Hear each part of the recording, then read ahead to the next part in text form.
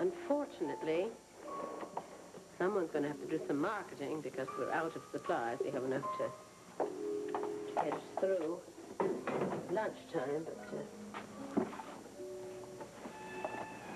what he tells us is like and whichever. couldn't matter to me. Best. Good. Can you deal with the electrician? What, do you want me to make up a list for you?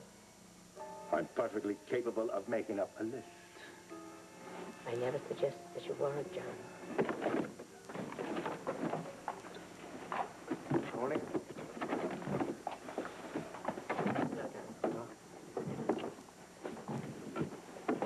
Doc?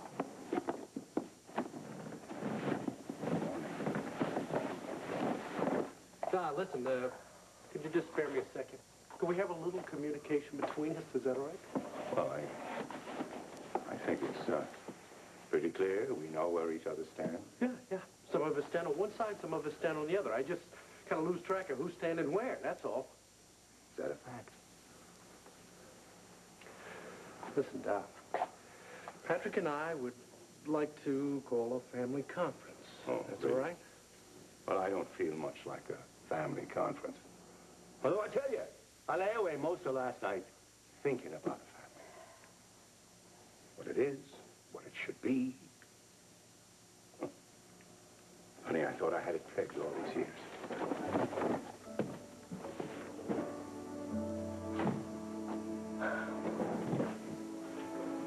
You okay, Mom?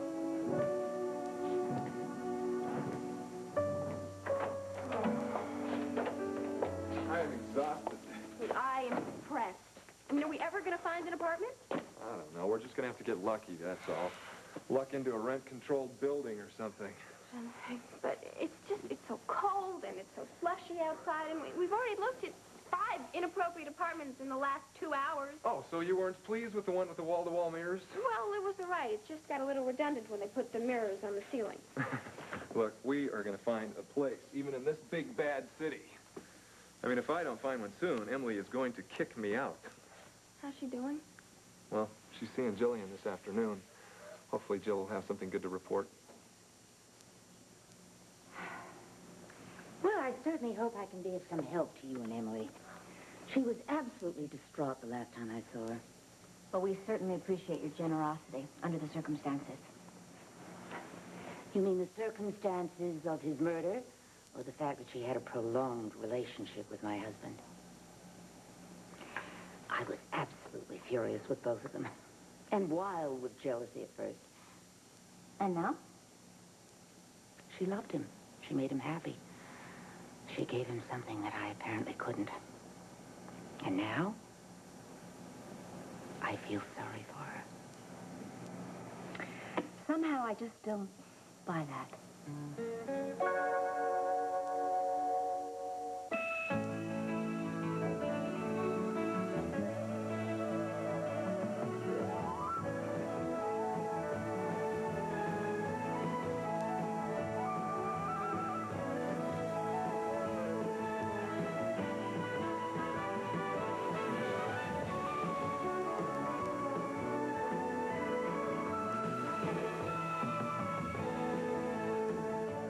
I'm not surprised that you doubt me. Well, wouldn't you find it odd that a woman in your position would have sympathy for the offending party? Look, I know better than anyone how manipulative Richard could be, and how difficult it was to say no to him. I know how angry he could make you both at yourself and at him. But I also know that he made it all worthwhile. And who better to sympathize with Emily? Sounds to me like he was a very difficult man to live with. Well, let's just say he was challenging. Actually, I was quite happy. Pleasing Richard could be very pleasant. On the other hand, he could be the world's worst bully, or an absolute baby when he was frustrated. But he was always fascinating. Well, that kind of man, I must say, would infuriate me. Is it true what the papers said, that Emily tried to end the relationship? Yes, as a matter of fact. Only he wouldn't take no for an answer. Well, of course not. No one ever said no to Richard and made it stick.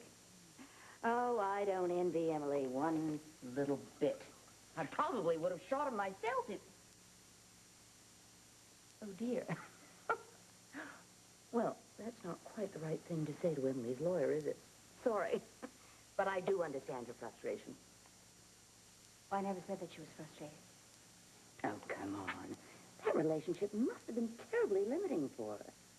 Can you imagine asking a young girl like that to isolate herself from the real world and be satisfied with crumbs for 8 long years?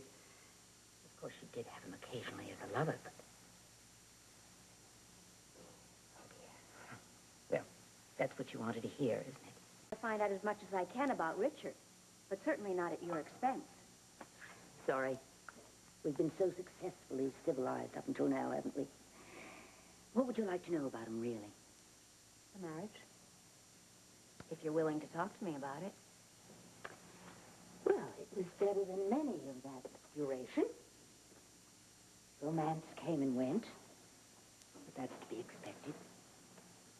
But you didn't feel neglected? Well, not when he was concentrating on me. Then it was marvelous. We shared, we traveled. He loved to spend money. I wonder now if those were only moments of guilt. Where did you travel to? Italy. Especially Florence. Oh, the lakes and wild places of Canada. When we were alone together in places like Prince Edward Island, we were extraordinarily happy. We scattered his ashes on the island, you know. I know that must have been difficult for you. It was hideous and very dramatic. The grieving widow with the wind in her hair and tears streaming down her face, scattering yellow rose petals into the wind after her husband's ashes. Yellow roses. Yes, they were very special between us. He had a way of communicating long distance that made it all right when he couldn't call.